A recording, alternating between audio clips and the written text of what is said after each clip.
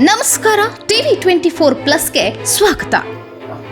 ಬೆಳಗಾವಿ ಜಿಲ್ಲೆ ಹುಕ್ಕೇರಿ ತಾಲೂಕಿನ ಇಂಗಳ ಗ್ರಾಮದಲ್ಲಿ ಶ್ರೀರಾಮ ಸೇನೆ ಕಾರ್ಯಕರ್ತರ ಮೇಲೆ ಹಲ್ಲೆ ಪ್ರಕರಣಕ್ಕೆ ಸಂಬಂಧಪಟ್ಟಂತೆ ಮಹತ್ವದ ಬೆಳವಣಿಗೆಯಾಗಿದೆ.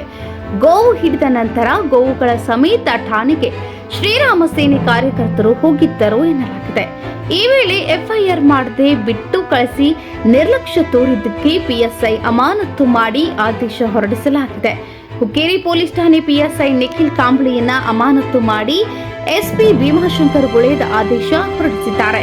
ಜೂನ್ 26ರಂದು ಗೋವು ಸಾಗಿಸುತ್ತಿದ್ದ ವಾಹನ ಹಿಡಿದು ಶ್ರೀರಾಮ ಸೇನೆ ಕಾರ್ಯಕರ್ತರು ಠಾಣೆಗೆ ತಂದಿದ್ರು. ಈ ವೇಳೆ ಕೇಸ್ ದಾಖಲಿಸದೆ ಬಿಟ್ಟು ಕಳಿಸಿದ್ದ ಆರೋಪ ಪಿಎಸ್ಐ ಮೇಲೆ ಬಂದಿತ್ತು. ಪಿಎಸ್ಐ ಘಟನೆ ಕುರಿತು ಮೇಲಾಧಿಕಾರಿಗಳ ಗಮನಕ್ಕೆ ತರದೆ ಬೇಜವಾಬ್ದಾರಿ ತೋರಿದ್ರು ಎನ್ನಲಾಗಿದೆ.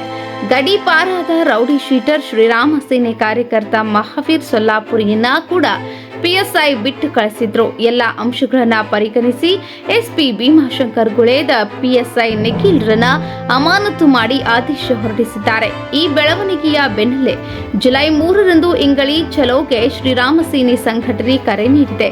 ಸದ್ಯ ಶ್ರೀರಾಮ ಸೇನೆ ಸಂಘಟನೆ ಪ್ರತಿಭಟನೆಗೂ ಮುನ್ನ ಪಿಎಸ್ಐ ಅಮಾನತು ಮಾಡಿ ಎಸ್ಪಿ ಭೀಮಾಶಂಕರ್ ಗುಳೇದ್ ಆದೇಶ ಹೊರಡಿಸಿದ್ದಾರೆ.